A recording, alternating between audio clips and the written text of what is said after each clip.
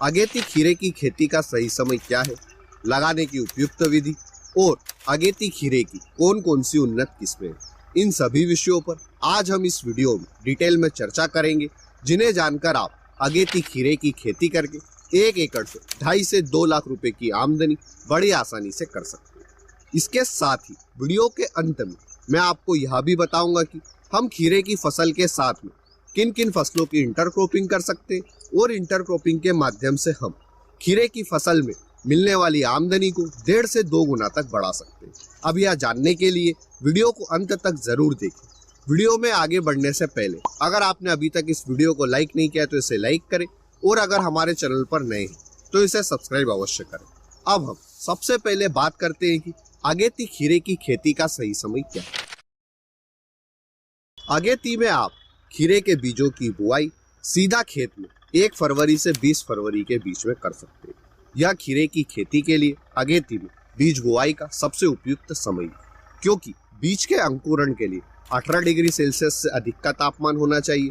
वह फसल के अच्छे विकास के लिए 25 से 30 डिग्री सेल्सियस का तापमान सबसे उपयुक्त माना जाता है। इसलिए आप अगेती में खीरे के बीजों की बुआई 1 फरवरी से 20 फरवरी के बीच में कर सकते हैं। पर फिर भी आप एक बार अपने एरिया का टेम्परेचर अवश्य चेक करें। अगर टेम्परेचर ज्यादा कम है तो आप फरवरी के 2nd वीक में बुआई करें और अगर 2nd वीक में भी टेम्परेचर ज्यादा कम है तो आप फरवरी के 3रे वीक में बुआई करें। इसके अलावा अगर आप जनवरी के महीने में खीरे के बीजों की बुआई करना चाहते हैं तो आप 15 जनवरी से 30 जनवरी के बीच में डिस्पोजल ग्लास में पहले खीरे की नर्सरी तैयार कर ले और फिर फरवरी के महीने में खीरे के पौधों का ट्रांसप्लांट आप खेत में कर सकते हैं। अगेती में खीरे की बुआई का सही समय जानने के बाद में सवाल आता है कि हम खीरे की खेती के लिए खेत की तैयारी किस तरह से करें और बीज बुआई का सही तरीका क्या है। आप सबसे पहले अपने खेत की गहरी जुताई कर ले और जुताई करने के बाद में आप 3 से 4 ट्रॉली गोबर की खाद का छिड़काव अपने खेत में कर ले और इसे अच्छे से मिला दें।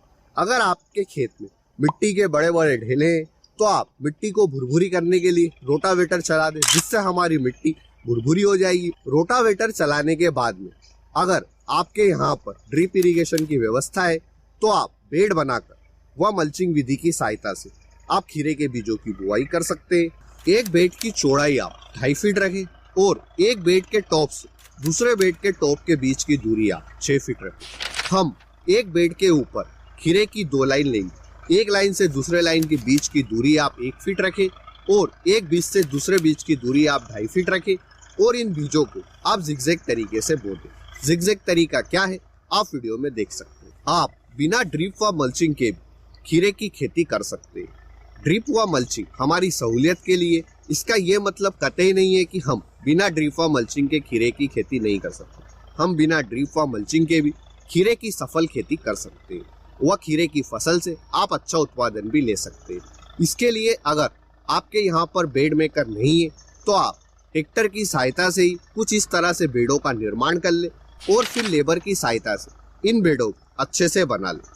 आप जो बीच में यह नाली देख रहे हैं इसके माध्यम से हम सिंचाई करेंगे। आप इन बेडों के ऊपर खीरे के बीजों की बुआई कर सकते हैं। एक बीज से दूसरे बीज की दूरी आप 2.5 फीट रखें और एक लाइन से दूसरी लाइन के बीच की दूरी आप 5 से 6 फीट रखें। इस तरह से आप बिना ड्रिप व मल्चिंग के भी खीरे के बीजों की बुआई अपने खेत में कर सकते हैं। अब जब आपकी खीरे की फसल 20 से 25 दिन की हो जाती है तब हम बांस व तार का सेटअप बनाकर इन बेलों को ऊपर की तरफ चढ़ाते हैं, क्योंकि अगर खीरे की बेल जमीन पर फैलेगी तो इसमें रोग भी ज्यादा लगते हैं और हमें उत्पादन भी कम देखने को मिलता है। इसलिए हम बांस व तार के सेटअप से खीरे की इन बेलों को ऊपर की तरफ चढ़ाएंगे। तो बांस व तार का सेटअप लगाने के पहले आप कल्टीवेटर की सहायता से निंदाई व गुड़ाई कर दें। कल्टीवेटर की सहायता से जब आप निंदाई व गुड़ाई करते हैं तो इसमें आपका खरपतवार निकालने के लिए जो लेबर का खर्च आएगा वह नहीं आएगा। कल्टीवेटर को आप अमेजन से ऑनलाइन मंगा सकते हैं, मैं डिस्क्रिप्शन में लिंक डाल दूंगा। उसके बाद में हम बांस व तार का सेटअप तैयार करेंगे। बांस की एक लाइन से दूसरे लाइन के बीच की दूरी तो हमारी 6 फीट ही रहेगी, लेकिन एक बांस से दूसरे बांस के बीच की दूरी हम 10 फीट रखेंगे और इन बांसों को हम जीआई वायर की सहायता से आपस में बांध देंगे। हम जीआई वायर की 4 रो लेंगे और इन वायर पे हम धागा बांधेंगे कुछ इस तरह से, जैसा कि आप वीडियो में देख सकते हैं। और फिर हम इन खीरे की बेलों को कुछ इस तरह से ऊपर की तरफ चढ़ा देंगे। बांस व तार का जब हम सेटअप तैयार करते हैं तो इसमें हमारा खर्च 20,000 से 25,000 तक आता है, पर आप यह खर्च आधा कर सकते। किस तरह से कर सकते यह जानेंगे खीरे की उन्नत किस्म निकालने के बाद में। तो खीरे की कई सारी उन्नत किस्में हैं अलग अलग राज्यों के हिसाब से, लेकिन मैं आपको इस वीडियो में 4 खीरे की सबसे उन्नत किस्म की जानकारी देता हूँ।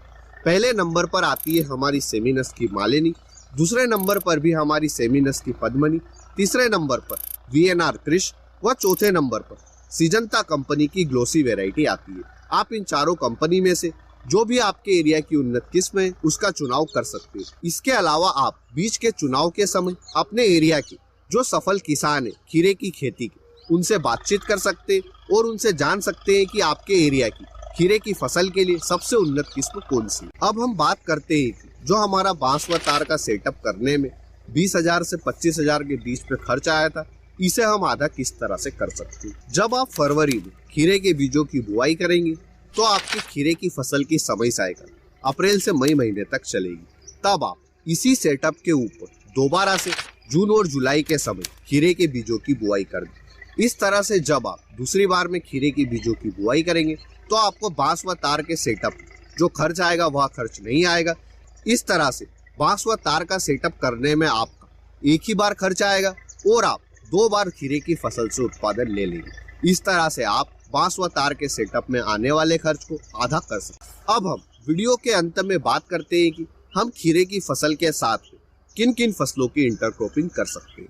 तो आप खीरे की फसल के साथ में मूली, फूल गोभी, पत्ता गोभी, ब्रोकली, लेटस, गेंदा, प्याज, मटर और मक्का की इंटरक्रॉपिंग कर सकते हैं। अब सवाल आता है कि हम खीरे की फसल के साथ में इन फसलों की इंटरक्रॉपिंग किस तरह से करें।